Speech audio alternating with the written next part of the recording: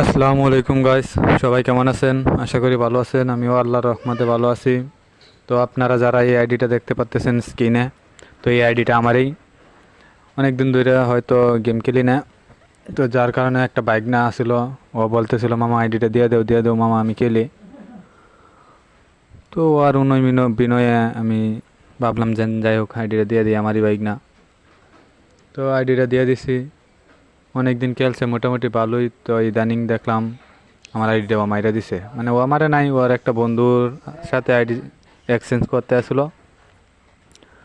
তো যার কারণে ও নাকি মাইরা দিছে। তো এখন আর আমি কি বলবো, ও আমার বাইক না, মাইরা দিছে। যাই হোক, মাইরাই দিল।